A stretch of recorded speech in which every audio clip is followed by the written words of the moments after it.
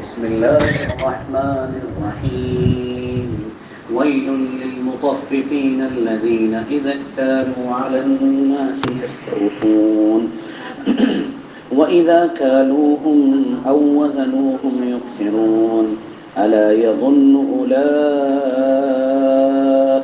أنهم مبعوثون ليوم عظيم يوم يقوم الناس لرب العالمين كلا إن كتاب الفجار لفي سجين وما أدراك ما سجين كتاب مرقوم ويل يومئذ للمكذبين الذين يكذبون بيوم الدين وما يكذب به إلا كل معتد أثيم إذا تتلى عليه آياتنا قال أساطير الأولين كلا بل ران على قلوبهم ما كانوا يكسبون كلا إنهم عن ربهم يومئذ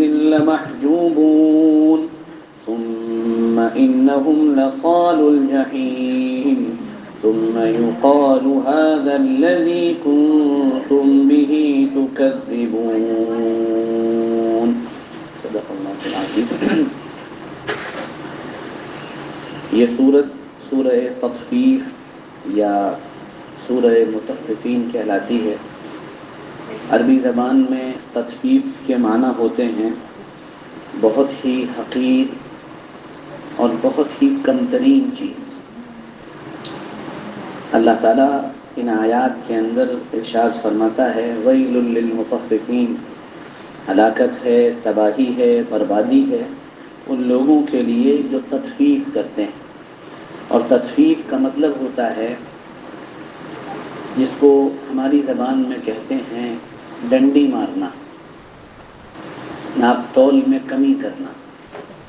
یعنی ایک انسان جب کوئی چیز تولتا ہے اس کے اندر الگ الگ قسم سے جب وہ کمی بیشی کرتا ہے اس کو تطفیف کہا جاتا ہے. یہ عمل شریعت کی نگاہ میں انتہائی قبیح ہے، انتہائی برا ہے. اللہ تعالیٰ نے اس پر بہت سخت الفاظ کے ساتھ گرفت فرمائی ہے. بعض مفسرین نے فرمایا ہے کہ ویل جہنم کی ایک وادی ہے، تو اللہ یہ فرما رہا ہے کہ جہنم کی وادی ہے ان لوگوں کے لیے جو کمی بیشی کرتے ہیں، ناپ تول میں کمی کرتے ہیں، ان کے لیے. اب کمی کے اندر سب چیزیں آ جاتی ہیں. مفسرین نے عجیب عجیب باتیں لکھی ہیں. نماز کے اندر کمی کرنا یہ بھی تطفیف ہے، رکوع اور سجدے کو صحیح طریقے پر نہ کرنا یہ بھی تطفیف ہے، کمی بیشی کرنا ہے. ناپ تول میں کمی کرنا یہ بھی تطفیف کرنا ہے. اپنی نوکری کو وقت سے پورا نہ کرنا یہ بھی تطفیف کرنا ہے. آپ کا وقت 9 بجے سے 10 بجے تک یا 11 بجے تک یا شام کو 3 بجے تک طے ہوا ہے اور آپ صبح جاتے ہیں 11 بجے اور شام کو آ جاتے ہیں 3 بجے، یہ بھی تطفیف کا عمل ہے. غرض ہر وہ چیز جس میں انسان دوسرے کا حق مارتا ہے وہ تطفیف ہی کہلاتی ہے، اور یہ بڑا گناہ ہے شریعت کی نگاہ میں. آپ صلی اللہ علیہ وعلیٰ آلہ وسلم بازار تشریف لے گئے اور جو منڈی لگی ہوئی تھی اس میں تاجروں سے فرمایا اے تاجروں کی جماعت پورا تولا کرو. جیسے ہم لوگ اپنے یہاں جوتے کا کاروبار کرتے ہیں، اس میں ہم نے چیز کوئی دکھائی، آرڈر کسی نام پر لیا اور اس کو دوسری چیز بھیج دی، یہ بھی تطفیف ہے. یہ ساری چیزیں اسی کے اندر آتی ہیں.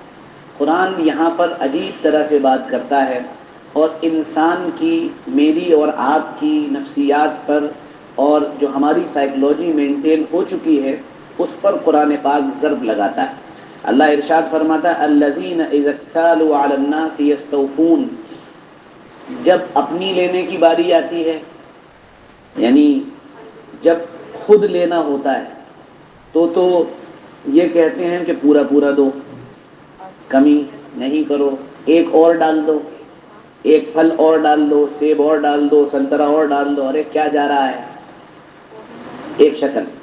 وَإِذَا كَالُوهُمْ أَوْ وَزَنُوهُمْ يُخْسِرُونَ، اور جب دوسرے کو دینے کی باری آتی ہے، یعنی جب میں خود ترازو لے کر کھڑا ہوتا ہوں، خود کانٹا لے کر کھڑا ہوتا ہوں، تو اس کے اندر ڈنڈی مار لیتے ہیں، کمی کر لیتے ہیں۔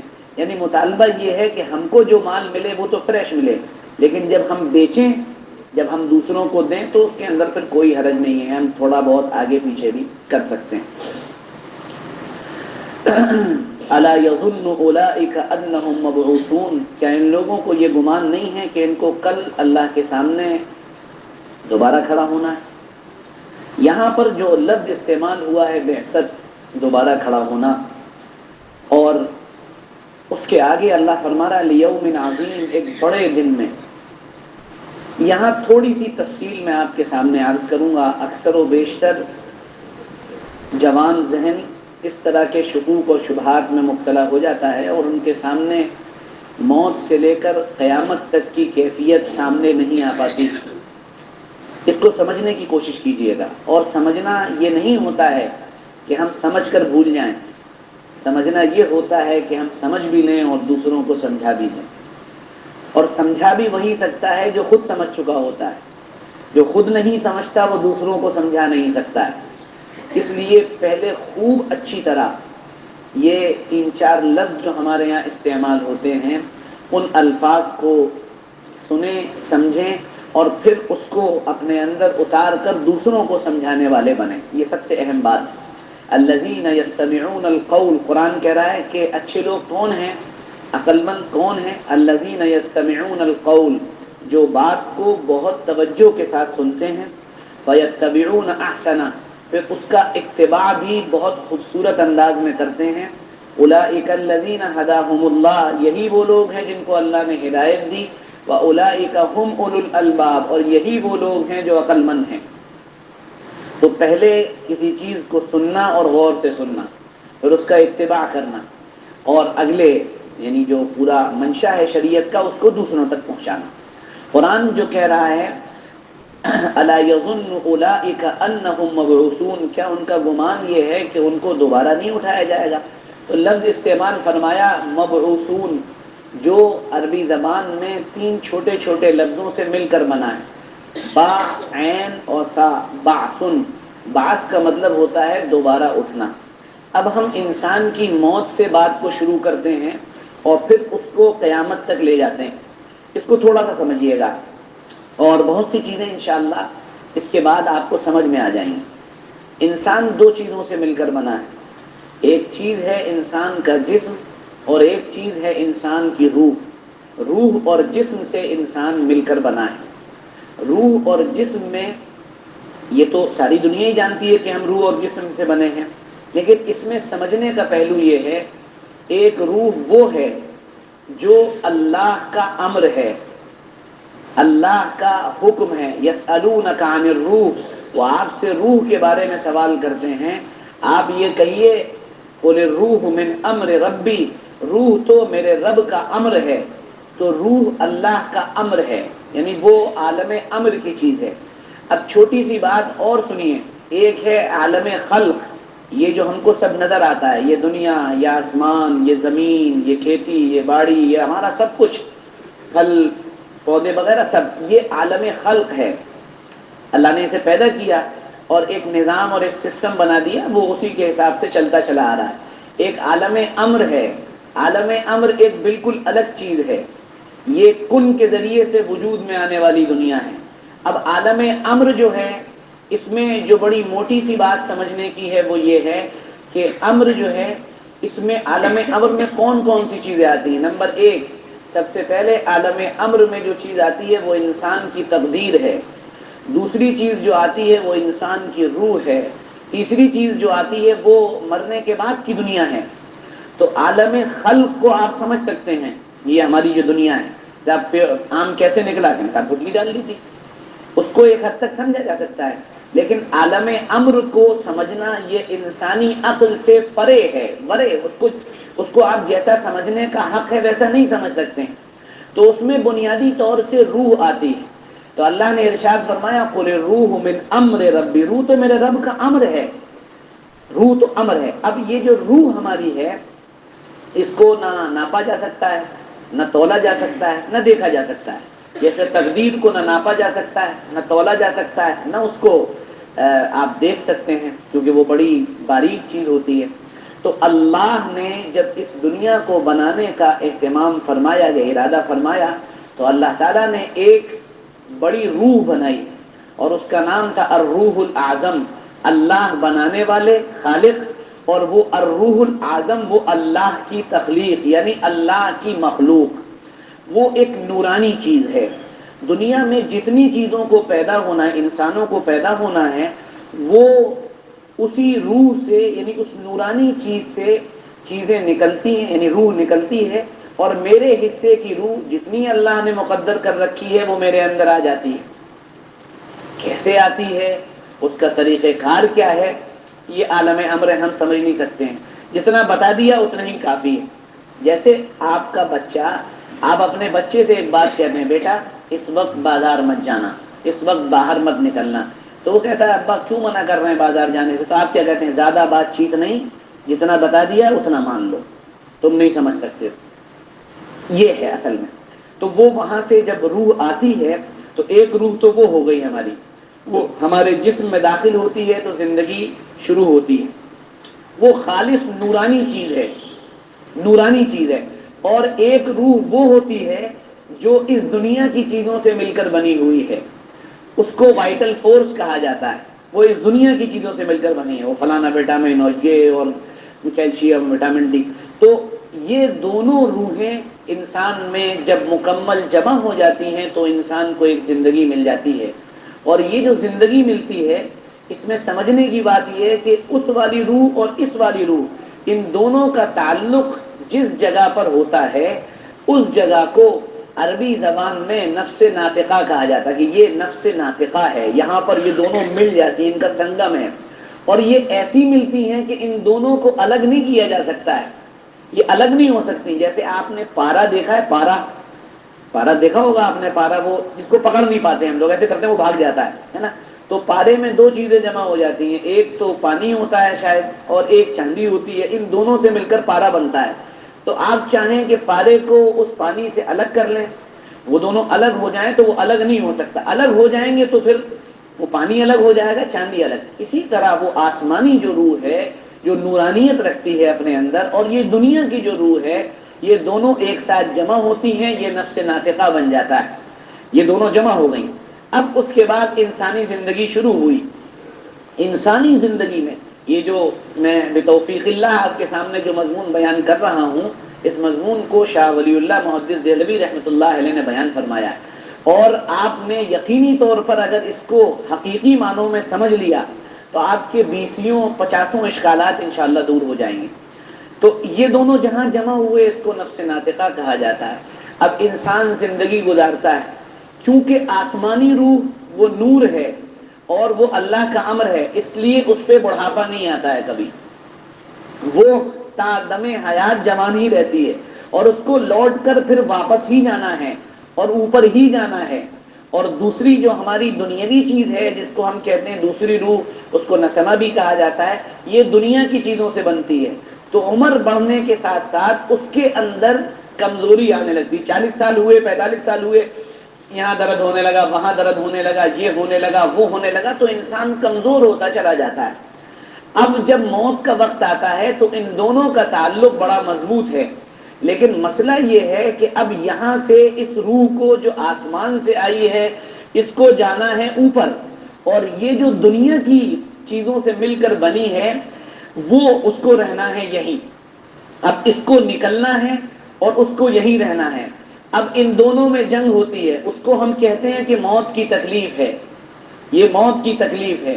جس انسان نے اس دنیا میں محنت کی ہے اپنی دنیاوی اس والی روح پر، اس نے وٹامن کھائے، اس نے وٹامن ڈی کے کیپسول کھائے اور دھوپ لی اور کلیجی کھائی اور پائے کھائے، اور ماشاءاللہ اللہ نے حکم بھی دیا بھی اپنی صحت کا خیال رکھ، یہ سب کچھ جس نے کیا، اس کے ساتھ معاملہ یہ ہوتا ہے کہ اس کا وہ جو نسمہ، جو یہ والی روح ہے، یہ بڑی مضبوط ہو جاتی، وائٹل فورس بڑا مضبوط ہے، اور آخرت والی جو روح ہے اوپر والی، اس پر تو محنت ہوئی نہیں، نہ ذکر، نہ دعا، نہ مناجات، نہ تلاوت، نہ عبادت، نہ انابت، نہ سجدے، نہ رکوع، نہ صدقہ، نہ زکوٰۃ، نہ خیرات، نہ برکت، یعنی برکت والے اعمال، یہ کچھ نہیں کیا. یہ ہو گئی بیچاری بڑی کمزور تھی، یہ بیچاری جیسی آئی تھی ویسے ہی ہے.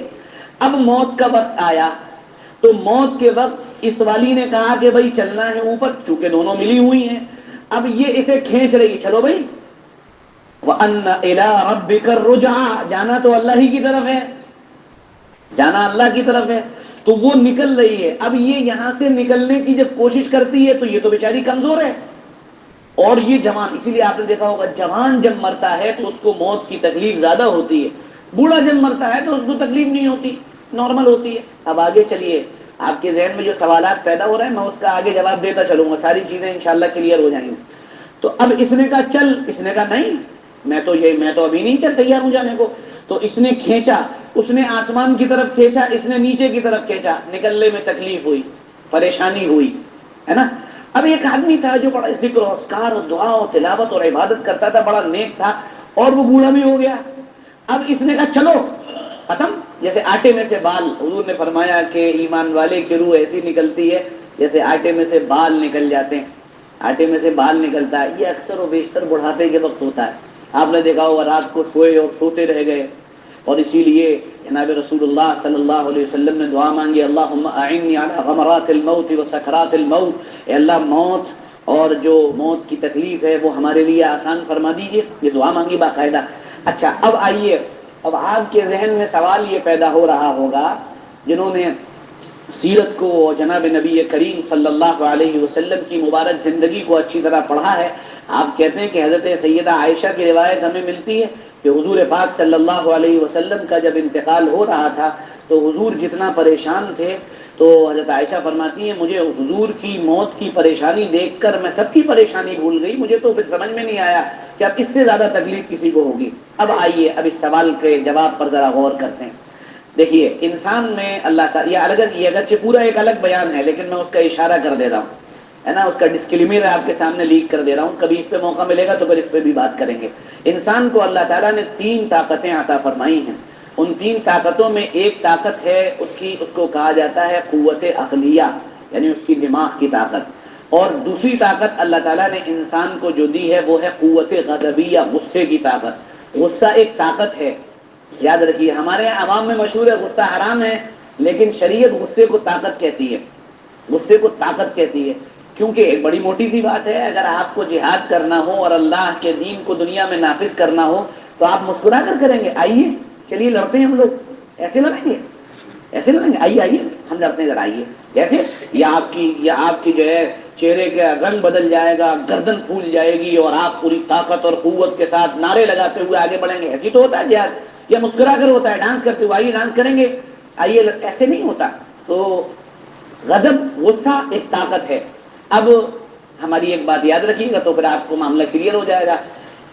ظرف والے کا غصہ اسے بنا جاتا ہے، اور کم ظرف کا غصہ اسے مٹا جاتا ہے، ختم کر جاتا ہے. تو جو بھی غصہ کرنے کے بھی آداب ہیں، غصہ کرنا سیکھنا چاہیے. غصہ آیا بچے کو تھپڑ مار دیا، نہیں. حضرت تھانوی رحمۃ اللہ علیہ عجیب بات فرمایا کرتے تھے، بچے کو غصہ ہے اس وقت مت مارو، خاموش ہو جاؤ، چپ ہو جاؤ، اپنے غصے کو کنٹرول کر لو. تھوڑی دیر کے بعد پھر آرٹیفیشل غصہ کریٹ کرو، اپنا ایک غصہ بناؤ نارمل، اور پھر بچے کو مارو. کیونکہ تم اگر اصلی غصے میں بچے کو تھپڑ مار دو گے تو وہ تو گر جائے گا. تم اپنی طاقت سے جب مارو گے تو تم اپنی طاقت کو کنٹرول نہیں کر رہے ہوگے، تو وہ تو گر جائے گا. جب آرٹیفیشل غصہ بناؤ گے تو وہ تمہارے لیے تھوڑا سا معاملہ سیٹ ہو جائے گا. تو یہ غصہ. تو دوسری طاقت قوت غضبیہ ہے، اور تیسری طاقت جو اللہ تعالیٰ نے انسان کو عطا فرمائی ہے وہ قوت شہویہ ہے. شہوت، انسان کے اندر سیکسول ڈیزائرز کا ہونا، یہ اس کی طاقت ہے نا. ایک میں وہاں سفر میں تھا، زامبیا میں، کینیا میں. ایک صاحب تھے، وہ پیر ذوالفقار صاحب کے مجاز تھے، وہ خلیفہ تھے. وہ صبح فجر کے بعد بیٹھ گئے بیان کرنے کے لیے. تو مولوی تو بیان ویسے نہیں سنتا کسی کا. اب ہم لوگ مولوی، ہم لوگ کہاں سنے کسی کا بیان. تو ہم لوگ بڑے بعد کی زمان میں پک رہے تھے کہ ارے یار یہ اور بیٹھ گئے، سونے ہی دیتے کم سے کم ہم لوگوں کو. لیکن وہ بیٹھ گئے تو اب پیر صاحب کے ادب میں بیٹھے ہوئے، تو ان کا حکم تھا، سر جھلا کے بیٹھے ہوئے ہیں. تو جب صاحب ختم ہوا تو وہ دعا کروانا، اے اللہ ہماری شہوت کو ختم فرما دیے. تو میں نے پڑوس والے سے میں نے کہا بھائی ہم تو نہیں کہیں گے آمین. ہم کیوں کہیں واہ، یعنی مردانگی ختم ہو جائے انسان سے. یہ طاقت ہے، یہ طاقت ہے انسان کی، اور شریعت نے اسے طاقت بتایا ہے.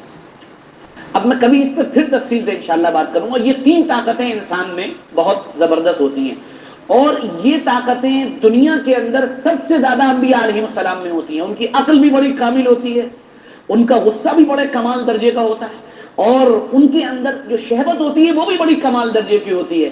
لوگ کہتے ہیں 11 نکاح کیے حضور صلی اللہ علیہ وسلم نے، بہت کم کیے، یہ تو بہت کم تھے. آپ کو تو استطاعت تھی کہ آپ 11,000 نکاح کر لیتے، لیکن یہ تو آپ نے اپنی شہوت کو چینلائز کر دیا. سمجھ میں آ رہی بات؟ یہ چینلائز کیا ہے. تو یہ 3 طاقتیں انسان میں اللہ تعالیٰ نے بڑی غضب کی رکھی ہیں. اب انسان کی شخصیت، یہ دنیا آج بات کر رہی ہے ٹائپ آف پرسنالٹیز پر، یہ آج بات ہو رہی ہے. اس کو بہت پہلے امام غزالی نے لکھ دیا ہے، شاہ ولی اللہ نے لکھ دیا ہے کہ انسان کی بیسک جو شخصیات ہیں، یعنی انسان جتنی کیٹیگریز میں بٹا ہوا ہے وہ 8 طرح کی ہیں. پھر اس کی پوری ایک فہرست بنائیے. تو بس مجھے اپنے مطلب کی بات یہاں کہنی تھی، پھر انشاءاللہ کبھی جب ادھر کہوں گا تو وہ یہ جناب رسول اللہ صلی اللہ علیہ وسلم کے جسم کی طاقت بھی بہت ہے. اس آدمی کے اندر شہوت زیادہ ہوتی ہے، اس کے اندر طاقت بھی بہت ہوتی ہے. حکیم اختر صاحب نے تو عجیب بات لکھ دی، اور شاہ ولی اللہ سے لے کے لکھی کہ جس آدمی کے اندر جتنی زیادہ شہوت ہوتی ہے اللہ اس سے دین کا کام بھی اتنا ہی لیتا ہے. لیکن کب لیتا ہے؟ جب وہ اپنی شہوت کو صحیح جگہ استعمال کرے. تو طاقت ہوتی ہے اس کے اندر. تو جناب رسول اللہ صلی اللہ علیہ وسلم کی جسم کی طاقت بھی زبردست. صحابہ فرماتے ہیں جب تلواریں کھنک رہی ہوتی تھی اور تیروں کی سنسناہٹ سے ہم گھبرا رہے ہوتے تھے، تب ہم دیکھتے تھے کہ محمد رسول اللہ صلی اللہ علیہ وسلم کھڑے ہوئے ہیں، اور کھڑے ہو کر آپ اشعار کبھی پڑھتے تھے، اور آپ کھڑے ہو کر صحابہ کو جو ہے گویا کہ ابھارتے تھے. تو وہ ہمارے یہاں چونکہ رحمت للعالمین کا پہلو زیادہ آیا، حضور بڑے بڑے نرم دل تھے، حضور بڑے، بھائی حضور بہادر بھی تھے، حضور طاقت والے بھی تھے، ہے نا. آپ صلی اللہ علیہ وسلم کی شان اس رخ سے بھی بیان ہونی چاہیے. یہ رخ بھی تھا، ہاں اگرچہ جیسے اللہ کی رحمت اس کے غضب پر بھاری ہے، یعنی اللہ کی رحمت زیادہ ہی رہے گی، اسی طرح حضور پاک صلی اللہ علیہ وسلم کی رحمت آپ کے غصے پر ہمیشہ غالب رہی. وَبِمَا رَحْمَةٍ مِّنَ اللَّهِ لِنْتَ لَهُمْ، اللہ کی رحمت ہے آپ کے اوپر کہ آپ نرم دل ہیں، آپ کے اندر نرمی ہے. ٹھیک ہے، اب سمجھیے گا. اب حضور کی یہ والی یعنی یہ طاقت جو ہے، جس کو ہم کہتے ہیں اپنی زبان میں دنیاوی جو روح ہوتی ہے، جس کو ہم کہتے ہیں وائٹل فورس، یہ بھی اعلیٰ درجے کی ہے. اب آپ کیا یہ کہیں گے حضور کے اندر وٹامن ڈی کی کمی تھی؟ آپ یہ کہیں گے نہیں، حضور کے پاس تو سب چیزیں اعلیٰ درجے کی تھی. تو یہ والی بھی بڑی طاقتور اور آسمانی روح، تو ان کے صدقے میں دنیا کو سب کچھ ملا. تو اس سے بڑی روح اللہ تعالیٰ کی بارگاہ میں کوئی دوسری تھی ہی نہیں جو محمد رسول اللہ صلی اللہ علیہ وسلم کی روح تھی. روحانیت تو ساری دنیا کے اندر بٹی ہی ہے محمد رسول اللہ صلی اللہ علیہ وسلم کے فیض سے، آپ کی برکتوں سے. اب یہ دونوں طاقتیں اعلیٰ درجے پر، چرم سیماؤں پر تھی.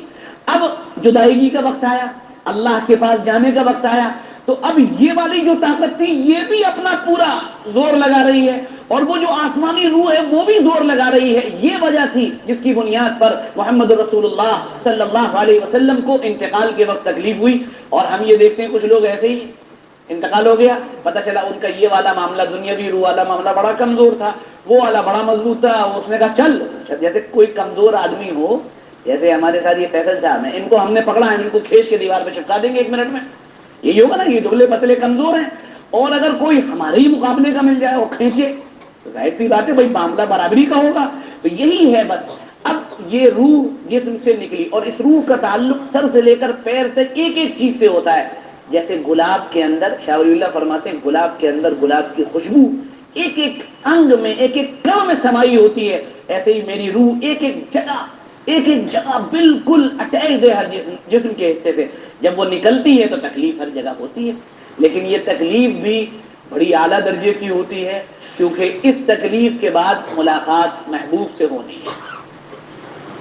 یا ایتھا النفس المطمئنہ، اے مطمئن دل، ارجعی الی ربک، آ جاؤ لوٹ کر اپنے رب کی طرف. تو رب سے جو ملاقات ہے نا، من احب لقاء اللہ احب اللہ لقاءہ، جو اللہ سے ملاقات کو پسند کرتا ہے پھر اللہ بھی اس سے ملاقات کو پسند کرتا ہے. اس صدی کا سب سے بڑا شہید کہلانے والا شخص، پہنچ جائیے گا وہاں پر.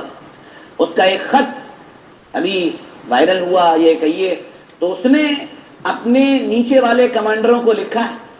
اس نے لکھا کہ میرا چھپا رہنا یہ میری تحریک کو کمزور کر دے گا، اور دنیا کے اندر بیٹھے ہوئے لوگ بار بار یہ کہیں گے، بار بار ان کا یہ اشارہ ہوگا کہ دیکھو خود تو چھپا بیٹھا ہے اور اپنے لوگوں کو مروا رہا ہے۔ اس لیے ضروری ہے کہ میں اب اپنی جان کا نذرانہ پیش کروں تاکہ میری یہ تحریک پوری طاقت کے ساتھ آگے بڑھے۔ اور اس نے یہ کہا تھا کہ اس تحریک اس جنگ کو جتنا آگے بڑھایا جائے گا اتنا ہی ہم مسجد اقصیٰ کے قریب ہوتے چلے جائیں گے۔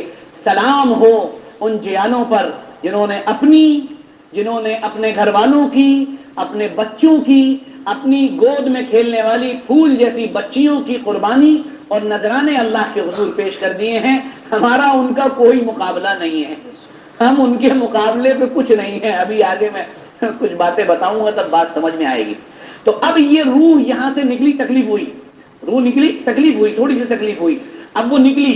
اب نکلنے کے بعد جو اس کی جدائیگی ہے اس کو موت کہا جاتا ہے۔ روح اور جسم یہ جدا ہوئے تو اس کو ہم کہتے ہیں کہ اب یہ موت ہو گئی۔ لیکن ایک اصول یاد رکھیے، آپ ایک بوتل لیجئے گا، اس بوتل کو جب آپ لیں گے اور اس کو پورا ایسے کر کے نچوڑیں گے، موڑ دیں گے، تب بھی اس کے اندر کچھ نہ کچھ ہوا رہ جائے گی۔ یہ اصول ہے سائنس کا، ہر خالی جگہ پر ہوا موجود ہوتی ہے۔ تو جب آپ اسے پورا موڑ دیں گے تو بھی کچھ نہ کچھ جو ہے وہ کنیکشن اس کے اندر یا کہیے ہوا باقی رہے۔ انسان جب مرتا ہے تو اس کی روح کا اس سے کچھ نہ کچھ تعلق کسی نہ کسی حیثیت سے، کیسے ہمیں نہیں معلوم، باقی رہ جاتا ہے۔ کیسے یہ اللہ جانتا ہے، یہ ہمیں نہیں معلوم، یہ غیب کی خبر ہے، یہ دوسری دنیا، یہ عالم امر ہے، اسے ہم نہیں سمجھ سکتے ہیں۔ تو جب انسان مرا اور مرنے کے بعد وہ قبر میں چلا گیا تو اس کے احساسات کسی نہ کسی حد تک باقی رہتے ہیں، بہت معمولی درجے کے، جسے ہم سمجھ نہیں سکتے ہیں۔ جس درجے کا آدمی ہوگا اس کا احساس اسی لیول کا ہوگا، یہ بھی سمجھیے گا۔ جیسے ہمارے جسم میں سر سے پیر تک ہر حصے کا جو سینسیٹیو سسٹم ہے وہ ایکول نہیں ہے، برابر نہیں ہے۔ میں مثال دیتا ہوں، جیسے آپ کی ایڑی ہے، آپ نے ایڑی پر ایسے مارا، کچھ نہیں ہوا۔ آپ نے یہاں پر نوچا، کیا کر رہے ہو، اس کا ذرا زیادہ ہے۔ آپ نے کسی کے پیٹ پر نوچا، سینے پر نوچا، اس کو اور لگے گا۔ کسی کے گال پر نوچا اور لگے گا، اور آنکھ پر تو آپ نے ایسے کر کے کیا کرتے ہو۔ جب ہمارے اس جسم میں، ہمارے اس جسم کا جو حساسیت اور سینسیٹیو سسٹم ہے وہ برابر نہیں ہے، اسی طرح مرنے والوں میں درجات کے اعتبار سے سب کے درجے موت کے بعد برابر نہیں ہیں۔ سب سے زیادہ حساس زندگی موت کے بعد انبیاء علیہ السلام کی ہوتی ہے، وہ آنکھ کی طرح ہے۔ یہ مثال حضرت مولانا محمد قاسم نانوتوی رحمۃ اللہ علیہ نے بیان فرمائی ہے۔ سب سے حساس کیا ہے، آنکھ۔ تو انبیاء علیہ السلام کا انتقال کے بعد، پردہ فرما جانے کے بعد جو نظام ہے، سسٹم ہے، وہ بہت حساس ہے، بہت ہی زیادہ حساس ہے۔ یعنی ان کی زندگی سب سے طاقتور ترین زندگی ہے انتقال کے بعد، مرنے کے بعد۔ اب صحابہ آ گئے، اولیاء آ گئے، وہ ایسے ہیں جیسے ہماری پیٹ اور ران کی طرح، اس پہ نوچ و تکلیف ہوتی ہے۔ اور باقی جو کافر ہیں ان کا معاملہ ختم ہے، آگے اس کے اندر تفصیل آ رہی ہے۔ وہ ایسے ہیں جیسے ایڑی، مانو پتہ نہیں، ختم، اب پٹائی ہے، اب وہ چلتی رہے گی، اس کے بعد ان کا معاملہ نمٹ جائے گا۔ ان کے لیے زیادہ فلا نقیم لہم یوم القیامت وزنا، قیامت میں ان کا زیادہ کام وام نہیں ہے، کوئی ترازو ورازو نہیں لگے گا، چائے والے کے لیے بھی نہیں لگے گا، اور جو ہے وہ فلانے والے کے لیے بھی نہیں لگے گا، اس کے لیے بھی نہیں لگے گا۔ وہ تو سیدھا سیدھا معاملہ، کیا معاملہ ہے، اچھا نکلو جاؤ۔ مجھے لگتا ہے جیسے الگ راستہ بنا دیا جاتا ہے، جیسے حج کرنے کے لیے ابھی اللہ کی توفیق جانے کی، تو وہ الگ راستہ تھا ہم لوگ، چلو بھائی چلو ادھر سے چلے جاؤ، اب وہ اپنے آپ چپ چاپ سے چلے گئے کہ راستے ہی الگ۔ اچھا اب آگے آئیے، اب جب ہم قبر میں چلے گئے تو اب قبر کے اندر جو چیزیں ہمارے ساتھ ہونی ہیں وہ غیب کی دنیا ہے۔ ہم سمجھتے ہیں قبر، اوہو ذرا دیکھیں کیا ہو رہا ہے قبر میں، یہ گڈھا نہیں ہے، یہ اس دوسری دنیا کا دروازہ ہے۔ بہت اچھی طرح سمجھیے گا، قبر کی زندگی میرے اور آپ کے لیے اس دنیا کی زندگی کی تکمیل ہے۔ یہ دنیا کی زندگی قبر میں جا کر پوری ہوتی ہے۔ ہم سے جو کمیاں رہ گئیں، جو کوتاہیاں رہ گئیں، قبر میں اس کی تلافی ہونی ہے۔ مان لی اللہ کا مطالبہ تھا 100% کر کے آؤ، ہم 70% لے گئے، اب کام پورا نہیں کیا تو کیا ہونا ہے، پٹائی ہونی ہے نا، تو پٹائی ہوگی، وہاں پٹے چلیں گے، پٹائی تگڑی ہو رہی ہوگی، ٹھیک ہے۔ یہ پٹائی ہوتے ہوتے معاملہ برابر ہو جائے گا کہ بھئی تم نے ہوم ورک نہیں کیا، چلو اب پٹائی کے ساتھ معاملہ 100 پہ 100 برابر ہو گیا۔ اب جب ایمان والا نکل کر میدان حشر میں آئے گا، اس کے لیے ایک آپشن ہے، کیا، چلو بھئی تھوڑا معاملہ دیکھ لو ادھر ادھر جا کے، حساب کتاب کر لو اپنا، اور اس کے بعد تمہارے لیے جنت ہے۔ ٹھیک، اسی لیے اللہ کے نبی صلی اللہ علیہ وسلم نے فرمایا میری امت میں اکثر لوگوں کا جو عذاب ہونا ہے نا وہ قبر میں پورا ہو جائے گا. اچھا، اب یہ جو عذاب پورا ہونا ہے اس میں بھی سمجھ لیے انسان دو طرح کے ہیں. ایک میں اکیلا انڈیویڈیول ہوں، اکیلا میں نے کوئی غلط کام کیا، میں نے گانے سنے، میں نے فلانا کام کیا، یہ کام کیا، وہ کام کیا، یہ سارا مسئلہ قبر میں نمٹ جائے گا اور پٹائی پٹائی ہو کے معاملہ سیٹ ہو جائے گا. اللہ ہماری قبر کے عذاب سے حفاظت فرمائے. جب رات کو سویا کیجیے تو 10 منٹ دے دیا کریے، ایک مرتبہ سورہ سجدہ اور ایک مرتبہ سورہ تبارک الذی پڑھ لیا کریے. کتنا ٹائم لگے گا؟ 7-8 منٹ. قبر کے عذاب سے اللہ محفوظ فرما دے گا. پہلے بتا بھی دیا، بڑا کریم رب ہے، پہلے بتا دیے، سوالوں کے جواب پہلے دے دیے، کر کے لے آؤ بس. اچھا، اب ایک تو میری ایک الگ زندگی ہے، ایک زندگی اجتماعی ہے. یعنی میں کوئی ایسا عہدہ رکھتا تھا، میرے پاس کرسی تھی، میرے پاس یعنی ایک سسٹم اور ایک نظام تھا پورا، میں اس کو چلاتا تھا. اب اگر اس میں گڑبڑی میں نے کی ہے سوشل سسٹم کے اندر، میں چائے والا بن گیا، میں نے بدماشیاں کی، میں نے اور ساری چیزیں کر لی، یہ ساری بدماشیاں کر کے آیا ہوں. میں میرے پاس منسٹری تھی، میں مان لیے کسی عہدے پر تھا، میں پبلک ویلفیئر کے کسی کام میں تھا، اس میں نے ڈنڈی ماری ہے. اب ان کا الگ حساب ہے، وہ کہاں ہوگا؟ وہ قبر میں بھی پورا نہیں ہوگا. اس کے لیے کیا ہوگا؟ آیا ہو میدان حشر میں اور وہاں پر معاملہ سیٹ ہوگا. سمجھ میں آ گئی بات؟ کلیئر ہو رہی بات؟ تو وہاں پر جا کے ان کا حساب الگ ہوگا. ہمارے مولانا عبد الخالق صاحب مدراسی، اللہ تعالیٰ ان کی عمر میں برکت دے، وہ فرمایا کرتے تھے، مولوی صاحب ایک بات سن لو، جتنے مدرسے کے محتمم ہیں اور جتنے ذمہ داران ہیں، کل قیامت کے میدان میں لائن الگ لگے گی، سب سے الگ حساب ہوگا. یعنی ذمہ داران، کسی بھی چیز کا ذمہ دار، تو جس کے پاس ذمہ داری ہے وہ ڈر ڈر کر ذمہ داریاں پوری کرے. معاملہ بڑا سخت آنے والا ہے. اب قبر میں پہنچا، اب یہ قبر والے حالات ہم سب کے سامنے کامن ہیں.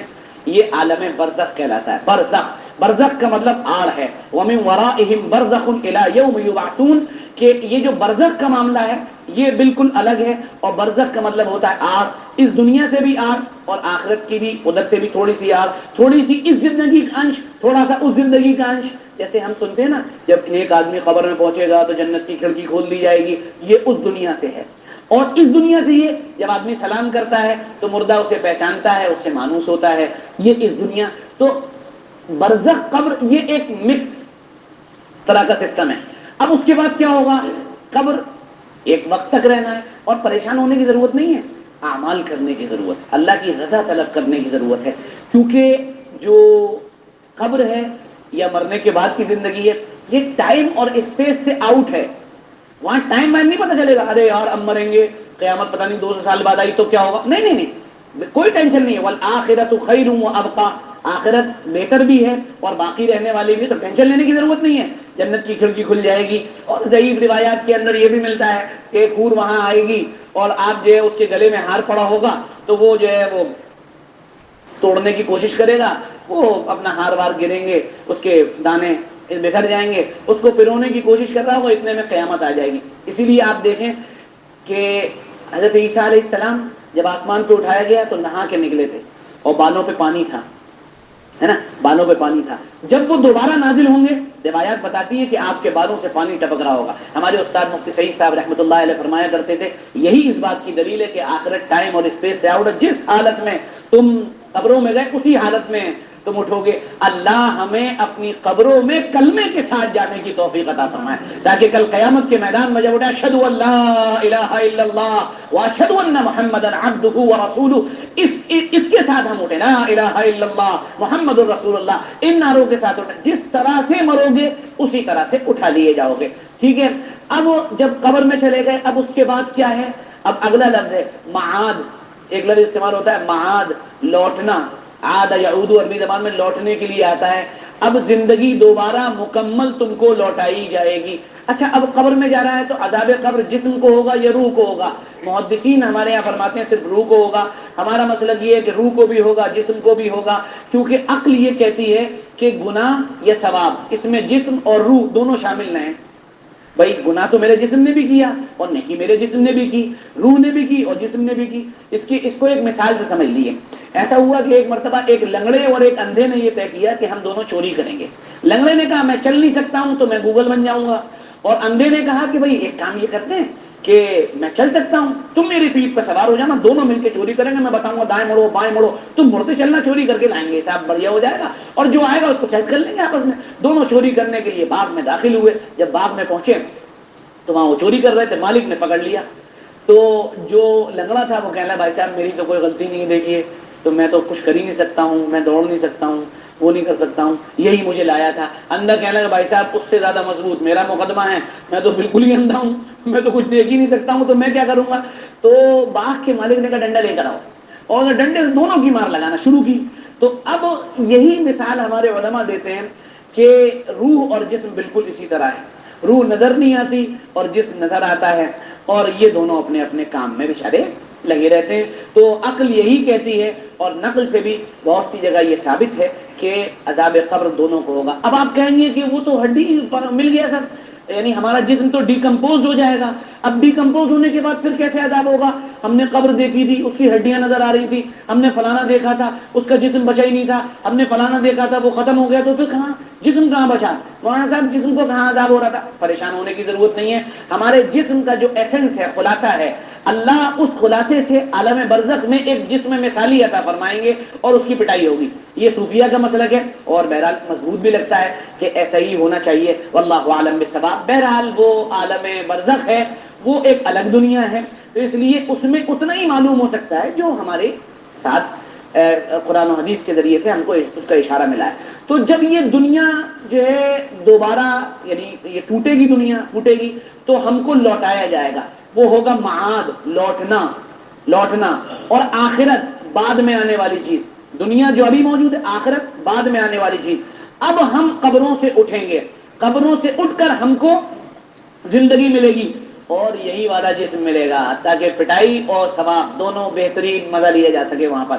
اللہ ہمیں آخرت کے عذاب سے بچائے. جناب رسول اللہ صلی اللہ علیہ وسلم نے دعا مانگی اور فرمایا جب تم بستروں پر جایا کرو رات میں تو دعا مانگا کرو، اللہم انی اعوذ بک من ضیق الدنیا وضیق یوم القیامہ، کہ اللہ یعنی ہمیں دنیا کی تنگی سے اور آخرت کی تنگی سے ہماری حفاظت فرما لے. اب یہ ہو گیا کیا کہتے ہیں لوٹنا. اب یہ جو لوٹنا ہوگا، لوٹنے سے پہلے اٹھنا ہوگا. اٹھنے کو کہا جاتا ہے بعث، اٹھنا. یہ بعثن ہو رہا ہے، اٹھا جا رہا ہے. اٹھنے کے بعد زندگی دوبارہ لوٹائی. اب کیا ہوگا؟ یوم تبدل الارض غیر الارض، یہ پوری زمین ایک دوسری زمین سے بدل دی جائے گی. پوری زمین یہ جو ہمیں نظر آ رہی ہے، اس میں کہیں نینی تال ہے، اور اس میں کہیں جو ہے وہ بالکل ہلدوانی نیچے کا علاقہ ہے، اس میں کہیں ہمالیہ ہے، اور کہیں جموں کا بالکل برابر کا علاقہ ہے. تو یہ پوری زمین اب ہم کہیں گے صاحب کھڑے کیسے ہوں گے؟ اللہ کہہ رہا ہے ٹینشن لینے کی بات نہیں ہے، یہ ساری کی ساری زمین بالکل برابر کر دی جائے گی.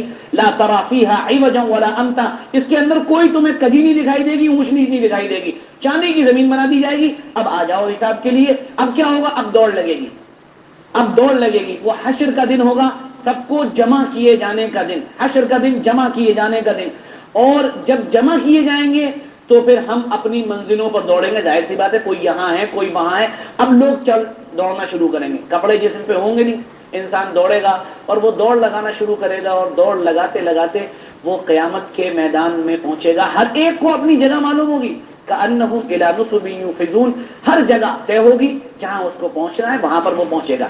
وہاں پہنچنے کے بعد اب عدالتیں لگی ہوئی ہوں گی، عدالتوں میں الگ الگ حساب و کتاب ہونا ہے. تو وہ دن بڑا سخت ہوگا. ایمان والے کے لیے آسان ہوگا، عام لوگوں کے لیے جو یعنی بدعمالیوں میں اور بد کرداریوں کے اندر اور کفر و شرک میں مبتلا ہوں گے، وہ بڑا سخت دن ہوگا. قرآن اسی کو کہہ رہا ہے، الا یظن اولئک انہم مبعوثون، کیا وہ ان کو یہ گمان نہیں ہے کہ ان کو اللہ کے سامنے کھڑا ہونا ہے؟ لیوم عظیم، بڑے دن کے اندر. اب جس کو اللہ ہی بڑا کہہ دے تو آپ سوچئے کہ بہرحال وہ دن تو بڑا زبردست ہوگا. لیکن اس دن کی جو تفصیلات ہمیں ملتی ہیں، سورج سوا نیزے پر ہوگا اور پسینے بہہ رہے ہوں گے اور انسان گویا کہ اپنے پسینے میں ڈوب بھی رہا ہوگا. لیکن چند خوش قسمت لوگ وہ ہوں گے کہ وہ اس دن عرش کے سائے میں ہوں گے. یوم لا ظل الا ظل، جس دن اللہ کے سائے کے علاوہ کوئی سایہ نہیں ہوگا. اس میں سب سے بڑی خوشخبری ان لوگوں کے لیے ہے جو جوانی میں اللہ کی عبادت شروع کرنا. شاب نشأ فی عبادت اللہ، وہ نوجوان جو اللہ کی عبادت میں پلا بڑھا ہے، یعنی اس نے پروان جو اس کی اٹھان ہوئی ہے وہ اللہ کی عبادت سے ہوئی ہے. اور وہ نوجوان جس کا دل مسجد میں اٹکا رہتا ہے، اس کو نماز کی فکر رہتی ہے. اس طرح کے بہت سے لوگ ہیں جو پروٹوکول ہوں گے، وہ وہاں چھپے ہوئے ہوں گے. مکتب میں مسلمانوں کے بچوں کو دینی تعلیم دینے والے، جن کو ہم حقارت کی نگاہ سے دیتے ہیں، یہ کون ہے؟ ملا جی. اچھا مولوی صاحب ہیں، اچھا حافظ جی ہیں، قاری صاحب، وہ حافظ جی وہیں ملیں گے، قیامت میں ڈھونڈنا ہے تو وہیں پر آ جانا، وہاں پر کہاں ہوں گے؟ عرش کے نیچے سائے میں ہوں گے. ٹھیک ہے. اور بھی بہت ساری چیزیں ہیں کہ جو صدقات خیرات کثرت سے کرنے والے ہیں وہ اپنے صدقے اور خیرات کے سائے میں ہوں گے. اب بھیا کسی کا سایہ چھوٹا ہوگا، کسی کا بڑا ہوگا، لیکن اپنے حساب سے آدمی کو صدقہ اور خیرات کرنا چاہیے. اس کے بعد عدالتیں لگ جائیں گی. عدالتوں میں جو اللہ کا حق ہے سب سے پہلے، اس کی عدالت سب سے پہلے نماز. ہاں بھائی نماز کے لیے آ جاؤ. کون کون ہے؟ وہ تبلیغ والے بھائی ہمارے بہت آگے ہوں گے، نماز پہ انہوں نے بڑی محنت کی ماشاءاللہ، اللہ انہیں جزائے خیر دے. تو وہ آگے ہوں گے، نماز کا معاملہ ان کا بڑا بہترین ہوگا، سیٹ ہوگا معاملہ. اور انسانی حقوق میں پہلی جو عدالت لگے گی وہ کسی انسان کو قتل کرنے کی ہوگی. کسی نے کسی کو قتل کیا ہوگا، آ جاؤ بیٹے اب یہاں پر حساب و کتاب دو. تو بڑا پریشانی کا عالم ہوگا. یعنی اگر آپ کے لیے کچھ بھی نہ ہو اور آپ ایئر کنڈیشن میں بیٹھے ہوں تو بھی آپ کے ذہن میں ایک الجھن رہتی، میں منزل پہ کب پہنچوں گا، میں منزل پہ کب پہنچوں گا. میں مرنے کے بعد کی زندگی کو تشبیہ جو دیتا ہوں وہ ایئرپورٹ اور جہاز پر بیٹھنے اور اپنی منزل تک پہنچنے تک دیتا ہوں. یعنی ایمان والے کے لیے معاملہ تو ایسے ہی ہوگا، بڑا بہترین شاندار اعلیٰ، لیکن یہ ایک عجیب مصیبت. 3-4 گھنٹے پہلے بلا لیا، سب کام ہو گیا، بیٹھے ہوئے، کب ہوگا کیا ہوگا، ایک الجھن چل رہی ہے آدمی کے دماغ میں. اور پھر اس کے بعد وہ جانا منزل پہ پتہ نہیں پہنچے گا نہیں پہنچے گا. بھائی بیچ میں ہی آگرہ میں گر گیا تھا نا ابھی کچھ دن پہلے، 2-3 دن پہلے گرا، پتہ چلا کچھ ہو جائے، ایک الجھن اور ایک ٹینشن ہوگی. لیکن جب اپنی منزل پہ پہنچ جائے گا تو معاملہ بڑا سیٹ وہاں پر نظر آئے گا. یہ مرنے کے بعد کی زندگی سے لے کر حشر تک کی تفصیلات ہیں. وہاں کے بعد اب جنت کا داخلہ ہوگا اور پھر اللہ تعالیٰ کی طرف سے اعلانات ہوں گے. آؤ بھائی، مان لیے روزہ رکھنے والا ہے، اس کے لیے الگ دروازہ بناؤ گا، بھائی آ جاؤ. یہ صرف روزہ رکھنے والوں کے لیے، یہ مسلمان بچوں کو خوش کرنے کے لیے ہے نا دروازے ہیں، اس میں سے چلے جاؤ. کسی کا الگ دروازہ. اور ایک آدمی ایسا ہوگا، کسی کا کوئی عمل مضبوط، کسی کا کوئی عمل مضبوط، اور ایک آدمی ایسا ہوگا جو جنت کے 8 دروازوں سے پکارا جائے گا. ابو بکر، ابو بکر یہاں سے، ابو بکر یہاں سے، پھر وہ ابو بکری ہیں بھائی، ان کا کوئی مقابلہ نہیں ہے. اچھا اب ہر آدمی محمد الرسول اللہ صلی اللہ علیہ وسلم کی تلاش میں ہوگا. اب شفاعت والا مسئلہ شروع ہوگا، شفاعت کا مسئلہ ہوگا. پھر حوض کوثر پر محمد رسول اللہ کے ہاتھ سے جام پینے کا مسئلہ ہوگا. پھر حوض کوثر، پھر اس کی تفصیلات، یہ ساری چیزیں وہاں پر پیش آنی ہے، طے شدہ ہے. اب یہ جو آخرت ہے، اس آخرت کو قرآن جس زاویے سے بیان کرتا ہے وہ زاویہ بالکل الگ ہے. بیچ کی کچھ تفصیلات میں نے چھوڑ دی ہے کیونکہ قرآن نے اس کو یہاں پر ٹچ کیا ہے. ہم قرآن کی آیت پر لوٹ کر اب دیکھتے ہیں کہ قرآن نے اس کو کس طرح سے بیان کیا ہے. اللہ تعالیٰ نے ارشاد فرمایا یوم یقوم الناس لرب العالمین، جس دن لوگ اللہ کے سامنے کھڑے ہو، رب العالمین کے سامنے کھڑے ہو. کلا ان کتاب الفجار لفی سجین، فجور کرنے والے، فجر، فجر کے معنی سے آتے ہیں پھٹنے کے. فاجر اس آدمی کو کہا جاتا ہے جو کھلم کھلا گناہ کرنے کا آدمی، وہ ڈرتا نہ ہو بالکل. ٹھیک ہے دیکھ لیں گے، ہے نا، یہ فاجر ہے. ٹھیک ہے. کلا ان کتاب الفجار لفی سجین وما ادراک ما سجین. تمہیں کیا معلوم سجین کیا ہے؟ سجین کون سی جگہ؟ سجن سے بنا ہے. سجن قید خانے کو کہتے ہیں، عربی زبان میں سجن قید خانے کو کہتے ہیں. الدنیا سجن المؤمن، دنیا ایمان والے کے لیے قید خانہ ہے اور کافر کے لیے دنیا جنت ہے. اب دنیا ایمان والے کے لیے قید خانہ ہے اور کافر کے لیے جنت ہے، تو معاملے بگڑ گیا. پھر ہم قید خانے میں. تو مولانا منظور نعمانی صاحب رحمۃ اللہ علیہ نے عجیب تفسیر اس کی حدیث کی فرمائی، تشریح فرمائی. فرمایا قید خانے میں آدمی پابندیوں کے ساتھ رہتا ہے، اس وقت یہ کرنا ہے، کھانا اس وقت ملے گا، یہ کرے گا. تو دنیا میں ایمان والا پابندیوں سے رہتا ہے، بھئی یہ کرنا ہے، یہ نہیں کرنا. نماز 5 وقت کی پڑھنی ہے، تہجد میں اٹھ جانا ہے، دعائیں مانگنا ہے، اکیلے کچھ وقت نکالنا ہے. وتبتل الیہ تبتیلا، اکیلے میں بیٹھ کر. کبھی اکیلے کے مزے لیے، تنہائی کے مزے، یہ بڑے زبردست ہوتے ہیں. ایک کپ کافی بنائیے، نیسکیفے والی نہیں، بروٹ وغیرہ کی شاندار اعلیٰ درجے کی، اور وہ بھی ہم سے سیکھیے بنانا، کیسے بنائی جاتی ہے نا. مستورات موجود ہیں تو وہ کافی بنانے کا طریقہ سیکھیں.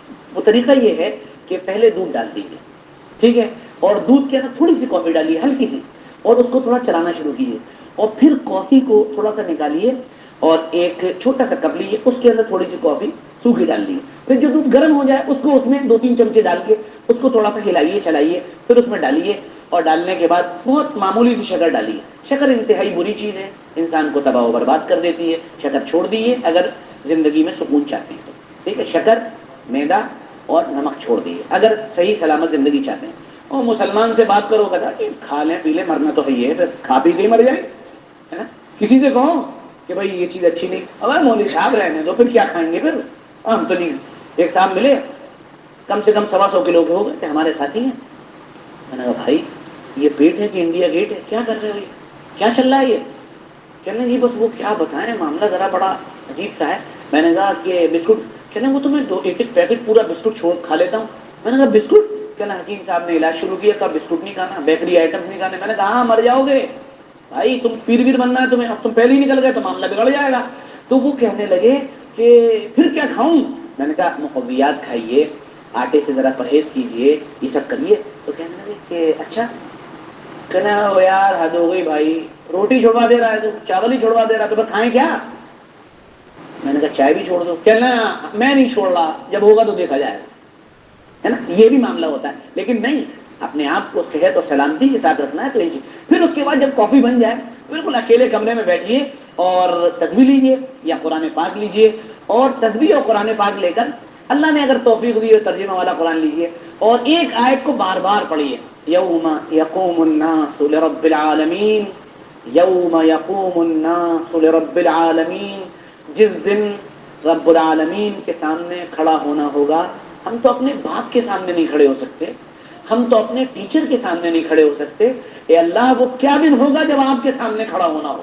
وہ کیا دن ہوگا جس دن جو ہے انسان کا کلیجہ اس کے منہ کو آ رہا ہوگا. وہ کیا دن ہوگا. اکیلے کے مزے لیجیے ذرا، 1 گھنٹے وتبتل الیہ تبتیلا کی کیفیت میں گزاریے. کہیں پرفضا مقام پہ چلے جائیے، وہاں بیٹھیے، کہیں ندی کے اندر پیر لٹکا لیجیے اور اللہ کا ذکر کیجیے. پھر آپ کو زندگی کے اصل مزے لگیں گے. آپ کو یہ ہے زندگی.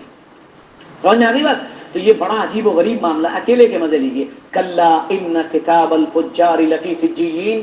وہ تو قید خانے کے اندر ہوں گی، ان کی جتنی جو کچھ ساری چیزیں ہیں. ٹھیک ہے. اور اس کے بعد کیا ہوگا. وما ادراک ما سجین. تمہیں کیا معلوم قید خانہ کیا ہے. کتاب مرقوم، ایک لکھا ہوا رجسٹر ہے. محسوس یہ ہوتا ہے کہ ہمارا نام اعمال ایک ڈیجیٹلائز ٹائپ ہو کے واللہ عالم میں ثواب، یا کسی رجسٹر کے اندر باقاعدہ تیار ہو کر وہ کسی جگہ جمع کر دیا جاتا ہے. بھائی یہ کیا، اب اس کے اندر وہ جمع ہو گیا. اب جمع ہونے کے بعد کیا ہونا ہے کہ بھائی اس کو ایک دن نکل کے آنا ہے.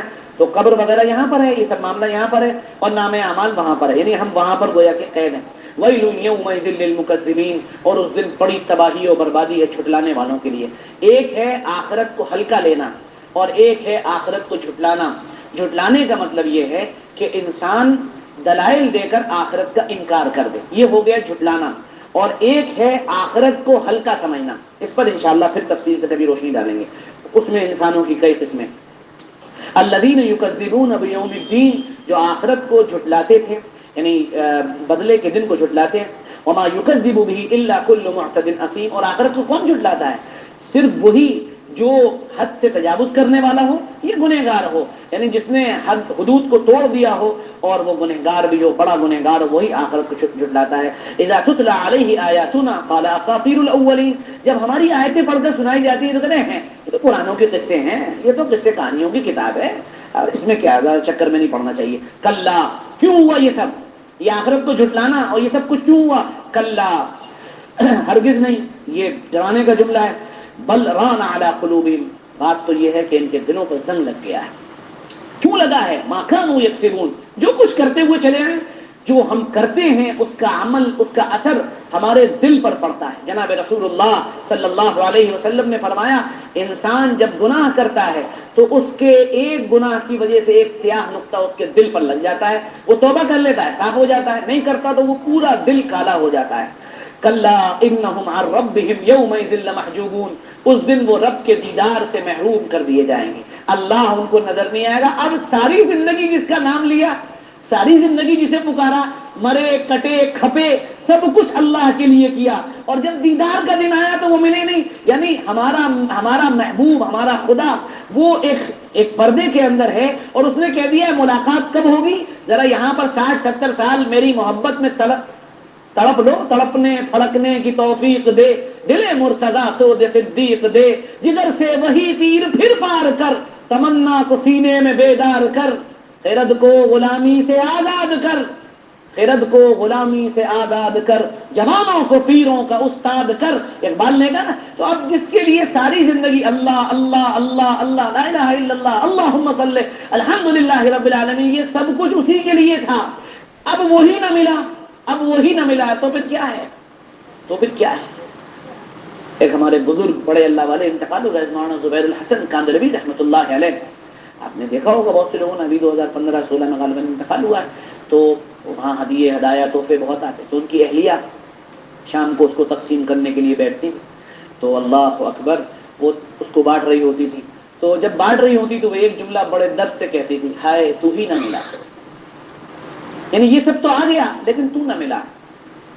جن کی نگاہ آخرت پہ ہوتی ہے ان کی زندگی کے انداز ہی نرالے ہو. وہ دنیا میں پورے ڈوبے ہوئے بھی ہوں تو بھی ان کا سین الگ ہی ہوتا ہے. رجال لا تلہیہم تجارت ولا بیع عن ذکر اللہ. وہ بازاروں میں بیٹھ کر تجارت کرتے ہوئے بھی اللہ سے غافل نہیں ہوتے. مطالبہ بس یہی ہے، تم جہاں رہو مجھے یاد رکھو، بس یہ ہے اتنا سا مطالبہ.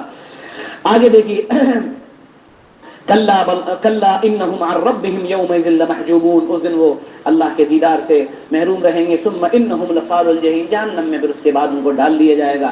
ثم یقال ھذا الذی کنتم بہ تکذبون. کہا جائے گا یہی ہے، یہی جہنم ہے، یہی آخرت ہے جس کو تم جھٹلایا کرتے تھے. اب آئیے، اب ایمان والوں کا تذکرہ آ گیا. کلا ان کتاب الابرار لفی علیین. ہرگز نہیں، سنو، جو نیک لوگ ہیں ان کی روح، ان کا جو کچھ یعنی روح سمجھ لیے، یا ان کا نام اعمال یا ان کے رہنے کی جگہ کیا ہے، وہ کیا ہوگا؟ علیین ہوگا. وما ادراک ما علیون. جیسے ہم بچوں سے بات کرتے نا، بیٹا علیین جانتے ہو گئے؟ نہیں. تمہیں کیا معلوم بیٹا، تم تو ابھی بچے ہو، تمہیں کیا معلوم. ایسے اللہ تعالیٰ فرما رہا ہے وما ادراک ما علیون. تمہیں کیا معلوم علیین کیا ہے؟ کتاب مرقوم. وہ بھی ایک گویا کہ لکھا ہوا سا ایک رجسٹر ہے. یشہدہ المقربون. بڑے لوگ، بڑے نام اعمال، اچھے کام، اخلاص کے ساتھ کام، اور اللہ کو منانا اور اللہ کو راضی کرنا سب ہے. یشہدہ المقربون. بڑے پروٹوکول ملے ہوئے ہیں، بڑے اللہ کے اعلیٰ درجے کے فرشتے وہاں پر لگے ہوئے ہیں. تعرف فی وجوہہم نظرۃ النعیم. چہرے چمک رہے ہوں گے، ان کے چہروں پر ایک نعمت کے آثار نمایاں ہوں گے. علی الارائک ان الابرار لفی نعیم. اور جو نیک لوگ ہوں گے وہ نعمتوں میں ہوں گے. علی الارائک ینظرون. اور ایسے کر کے، جیسے میں ادا کرو ٹیک لگا کے ایسے کریے، بادشاہ بیٹھتے ایسے علی الارائک ینظرون. ایسے کر کے، ہاں بھائی لے آؤ، کیا لا رہے ہو، ایسے وہ مزے ہوں گے. تعرف فی وجوہہم نظرۃ النعیم. ان نعمتوں کے اثرات چہروں پر نمایاں ہوں گے. آدمی صحیح سے کھائے پیے، اے سی ویسی میں رہے ذرا تو چہرے کی رونق ہی الگ ہو جایا کرتی ہے، تو وہ جنت کی رونق ہوگی. یسقون من رحیق مختوم. اور پھر وہاں پر شراب کا دور بھی چلے گا، اور ذرا پلایا جائے گا ان کو، بڑی بند لگی ہوئی شراب پلائی جائے گی، ہے نا. ختامہ مسک. دنیا میں تو شراب میں سے بدبو آتی ہے نا. وہاں جو اوپر جو لگا ہوگا نا، مہر جو لگی ہوگی اس کی، جو بند لگا ہوگا وہ مشک کا ہوگا، اور وہ بھی جنت والا. کون سا؟ سلمان خان والا نہیں. وہ مار دیا بیچارہ، پھنسا ہوا ہے، اب مارنے کی دھمکی مل رہی ہے، ہمارے ہرن کو مار دیا. دنیا کہاں ہے؟ دنیا کہاں جا رہی ہے؟ آپ دیکھیے، گائے کو مارنے پر 14 سال کی سزا. انسان مر گیا، کچھ نہیں. کہاں چلی گئی انسانیت؟ اسی تو فخر کر رہی ہے انسانیت. ایسی تھوڑی فرمایا اللہ کے نبی صلی اللہ علیہ وسلم نے کہ 1000 میں سے 999 جہنم میں ہوں گے. 999 جہنم میں ہوں گے. ایک.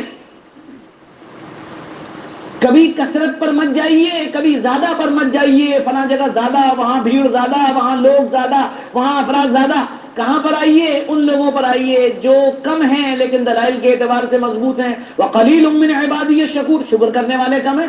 آپ دیکھیے گا جب اللہ بیان فرماتا ہے تو آپ دیکھیے گا کہ وہاں پر اکثر و بیشتر جو تعداد ہوتی ہے وہ بڑی کم ہے. کم من فیۃ قلیلہ. کتنی چھوٹی چھوٹی جماعتیں ہوتی ہیں. غلبت فیۃ کثیرہ. وہ بڑی جماعتوں پر غالب آ جاتی ہیں. چیخیں مار گئی دنیا، سارے اسباب، سارے ہتھیاروں کے باوجود چیخیں نکل گئی کہ وہ کیا چیز ہے آخر جس نے ان لوگوں کو ابھی بھی سروائیو کرنے کا موقع دیا ہے. وہ بھول گئے کہ یہ لوگ قرآن والے ہیں، یہ قرآن والے لوگ، یہ قرآن کی قوم ہے جس نے تربیت ہی پائی ہے قرآن کی فکر کے ساتھ. قرآنی فکر پہ وہ پلے بڑھے. ہم قرآن سے دور ہیں، اس لیے ہمارا ان کا کوئی مقابلہ نہیں. وفی ذلک فلیتنافس المتنافسون. اور یہ وہ چیز ہے، آگے پھر بات لمبی ہو جائے گی، میں یہیں ختم کر رہا ہوں. وفی ذلک، عجیب بات کہہ دی، وفی ذلک فلیتنافس المتنافسون. بات تو یہ ہے، مقابلہ کرنے والوں کو اگر مقابلہ کرنا ہے تو ان چیزوں میں مقابلہ کریں. اعمال میں مقابلہ کریں، چیزوں میں مقابلہ کریں. تو اگر یہ ساری چیزیں، سارے حالات جو موت کے بعد سے تھے وہ آپ کے سامنے آئے، اور عالم برزخ کے حالات آپ کے سامنے آئے، اور یہاں کا ہمیں واسطہ پڑھنا ہے، قبر میں ہمیں بھی جانا ہے، اللہ کے سامنے حاضری ہونی ہے، سب ہونا ہے. ایک چھوٹی سی بات بتا کر میں بات پوری کرتا ہوں. یہ ابھی بالکل مولانا اسماعیل ریحان نے یہ واقعہ بیان کیا، بڑے معتبر اور مستند آدمی. انہوں نے یہ واقعہ بیان کیا کہ غزہ میں بمباری میں ایک آدمی کے گھر کے 8 لوگ شہید ہو گئے اور 2 بچے، جتنے بچے 2، 8 شہید ہوئے. تو 14 دن کے ریسکیو کے بعد اس کو نکالا گیا اور وہ زندہ تھا. بھائی میں تو یہ سوچ رہا تھا کہ ذرا آپ گھر پہ جائیے گا اور 2 بھاری تکیے اپنے سینے پر رکھیے گا اور لیٹیے گا. بھاری لحاف بھی آدمی کو برا لگتا ہے، کیا ڈال دیا، ہلکے کمبلوں کا دور آ گیا. 14 دن بعد وہ نکلا. 14 دن کے بعد جب وہ باہر نکلا تو وہ باہر کچھ عجیب ریئیکٹ کر رہا تھا. تو اس سے انٹرویو لینے والے نے پوچھا بھائی کیا ہو گیا؟ کہ تم مجھے کہاں لے آئے؟ میں کہاں گئی ہوں، ہے کہاں، یہاں ہو تم؟ کہنا رے اور بچے فلاں میرے گھر کہنا وہ سب شہید ہو گئے. کہنا رے بھائی تم نے بھی کمال کر دیا، مجھے وہیں رہنے دیتے. میں کتنے دن بعد نکلا ہوں کہ 14 دن. 14 دن میں اپنے باپ، بھائی، ماں، بہن، بیٹی کے ساتھ جنت کی سیر میں تھا، اور اتنا مزہ مجھے آ رہا تھا. وہاں نہریں تھیں، باغات تھے، وہاں ساری چیزیں تھیں. اور آج مجھے تم لے آئے یہاں پر باہر نکال کے. وہاں کہاں تم نے، میں تو سوچ رہا تھا دماغ میں شہید ہو چکا ہوں اور میں مزے لے رہا ہوں. تو میں وہی کہتا ہوں وہ بہت آگے ہیں، وہ بہت آگے چل